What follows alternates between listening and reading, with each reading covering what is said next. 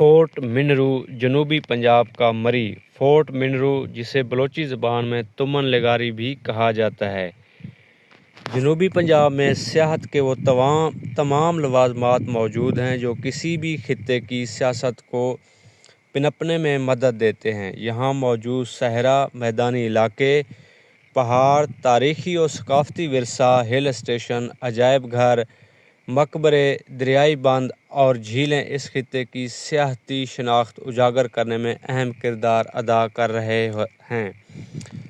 اگر ٹھنڈے پہاڑی علاقے یا ہل اسٹیشن کی بات کی جائے تو ضلع ڈیرہ غازی خان کا علاقہ فورٹ منرو اور ضلع راجن پور کا علاقہ ماڑی پورے جنوبی پنجاب میں اپنی الگ پہچان رکھتے ہیں، بلکہ اگر میں یوں کہوں کہ ڈیرہ جات کا پورا خطہ ہی بہت منفرد ہے تو کچھ غلط نہ ہوگا۔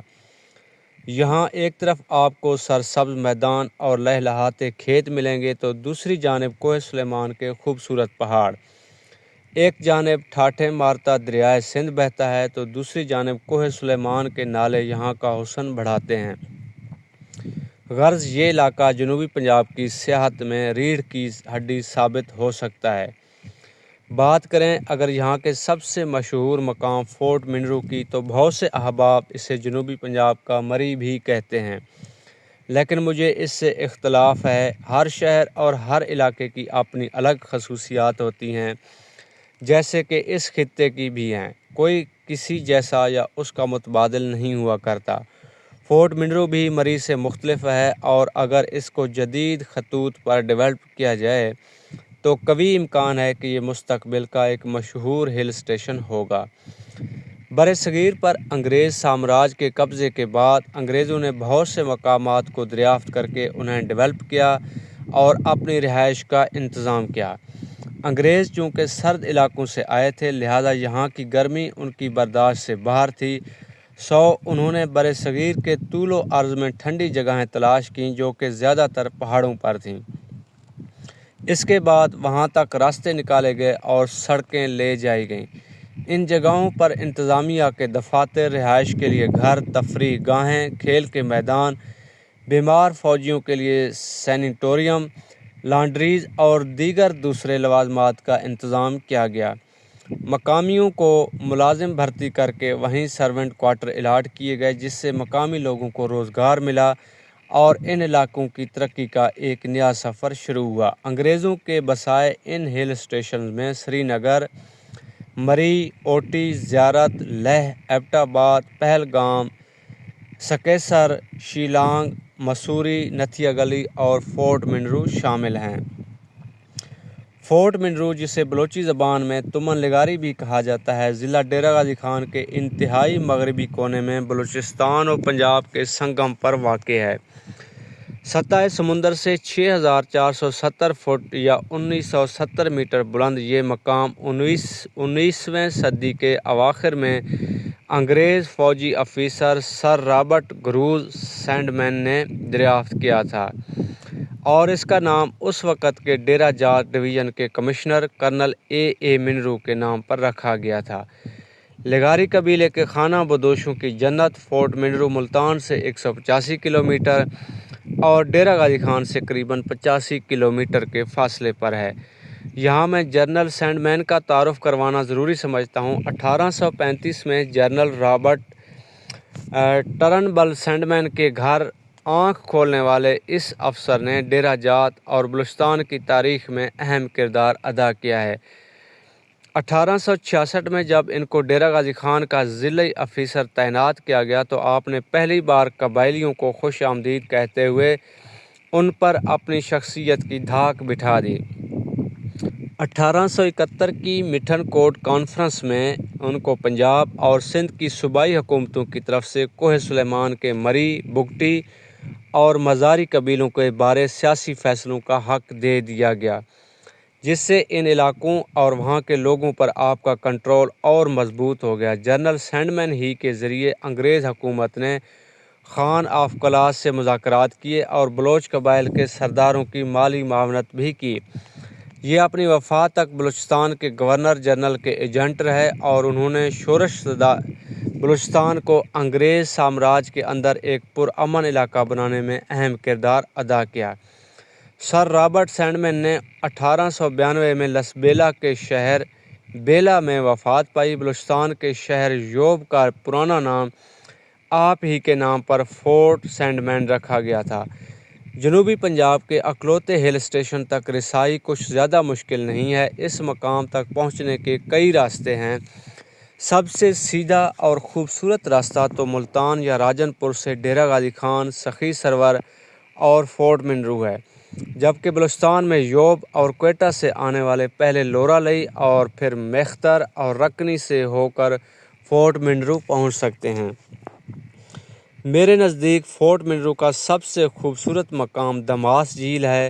یہاں پاکستانی ٹورازم ڈیولپمنٹ کارپوریشن کے خوبصورت سے موٹیل کے عقب میں فورٹ منرو کی سب سے بڑی اور خوبصورت جھیل دماس اپنی دلکشی اور حسن کے جلوے بکھیر رہی ہے۔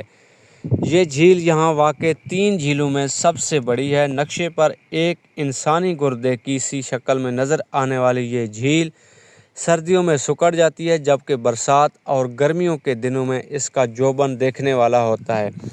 بقیہ 2 جھیلوں کا نام ترمو اور لال خان جھیل ہے۔ فورٹ منرو میں ہی ایک پہاڑ کے اوپر ایک قلعے کے آثار ہیں، جس کو لوگ قلعہ فورٹ منرو ہی کہتے ہیں۔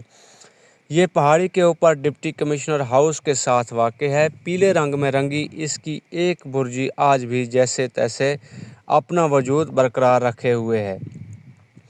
اسی ہل ٹاپ پر ایک اور اہم قبرستان گورا قبرستان ہے۔ برصغیر پر قبضے کے بعد اپنے تسلط کو مضبوط کرنے کے لیے تاج برطانیہ نے اس خطے کے طول و عرض میں اپنے نمائندے، فوجی اور انجینئر بھیجے، جنہوں نے مرتے دم تک ان علاقوں میں رہائش رکھی۔ ان انگریز نمائندوں نے مختلف علاقوں میں پختہ سڑکیں، نت نئی عمارتیں، دفاتر اور مکانات تعمیر کیے اور برسوں ان علاقوں میں خدمات سر انجام دیں۔ ان میں سے بہت سے افسروں اور ان کے خاندان کے دیگر افراد نے اسی دھرتی پر اپنی جان دی اور ان کا مدفن بھی یہیں بننا ٹھہرا۔ بہت سے شہروں، جن میں لاہور، کراچی، ایبٹ آباد، خانپور اور فورٹ منرو شامل ہیں، میں گورا قبرستان وجود میں آئے، جو آج بھی قائم ہیں۔ چھوٹی سی 4 دیواری کے اندر واقع فورٹ منرو کے گورا قبرستان میں لگ بھگ 5 قبریں ہیں جو جنگلے میں بند ہیں۔ نہ جانے کیا وجہ ہوئی ہوگی کہ قبروں کو بھی قید کرنا پڑ گیا۔ اب بھی ان جنگلوں کے اندر سے سفید کتبے بآسانی پڑھے جا سکتے ہیں۔ ایک قبر جنوبی افریقہ کے مسٹر ایچ سمتھ کی ہے، جو 30 سال کی عمر میں فورٹ منرو کے کسی مقام پر نہاتے ہوئے ڈوب گئے تھے۔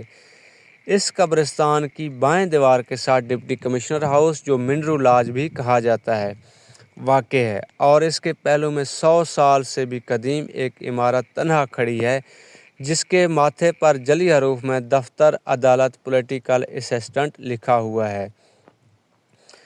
مستقبل میں کوئی اچھا میوزیم بن جائے۔ اسی عمارت کے پیچھے اور قلعے کے ساتھ وہ پوائنٹ واقع ہے جہاں مختلف قومی دنوں پر پاکستانی پرچم لہرایا جاتا ہے، اور ایک پتھر کے مانومنٹ پر پاکستان زندہ باد اور بلوچ سرداروں کے نام لکھے ہیں۔ اسی پہاڑی کے گرد ایک پکی اور خوبصورت سڑک بل کھاتی ہوئی گزرتی ہے، جو آپ کو فورٹ منرو کے دیگر مقامات تک لے کر جاتی ہے۔ فورٹ منرو سے چند ہی کلومیٹر دور اناری نام کی جگہ ہے، جہاں آپ بادلوں سے اٹکیلیاں کر سکتے ہیں۔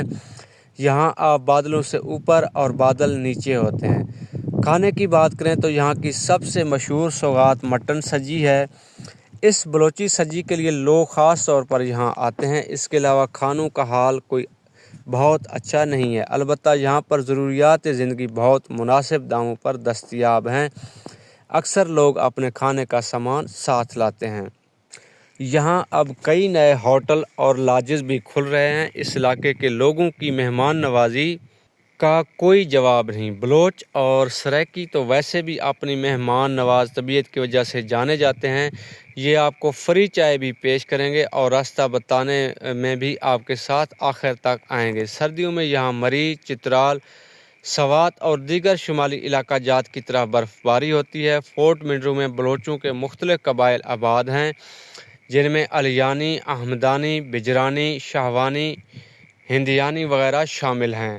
اور یہ تمام قبائل لغاری قبیلے کو اپنا سردار تسلیم کرتے ہیں۔ فورٹ منرو سے کچھ آگے جائیں تو کوہ سلیمان کے بیچ واقع بلوچستان کے ضلع بارکھان کا شہر رکنی آتا ہے، جہاں کے بازار ایرانی و افغانی سامان سے بھرے ہوئے ہیں۔ یہاں ہر طرف چہل پہل ہے۔